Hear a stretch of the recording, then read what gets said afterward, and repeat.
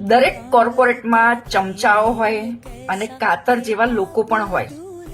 કાતર જેવા એટલા માટે કે એ લોકો હંમેશા કાપવાનું જ કામ કરે. જે સ્ટાફ સારું કામ કરતું હોય એને કેવી રીતે કાપીએ, કોઈ ઈમાનદારીથી કામ કરતું હોય તો એને કેવી રીતે કાપીએ, કેવી રીતે નોકરીમાંથી બહાર કાઢીએ.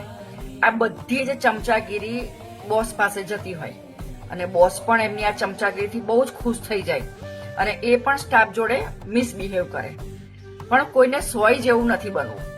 સોય દરેક વસ્તુ સાંધે, બરાબર છે, પણ આવા કાતર જેવા લોકો દરેક કોર્પોરેટમાં હોય જ છે.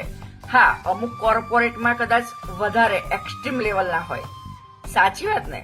તો બનો ને તો સોય જેવા બનો, કાતર જેવા નહીં. કારણ કે કર્મ ફરીને તમારી પાસે ચોક્કસ આવશે. રાધે રાધે, જય અંબે.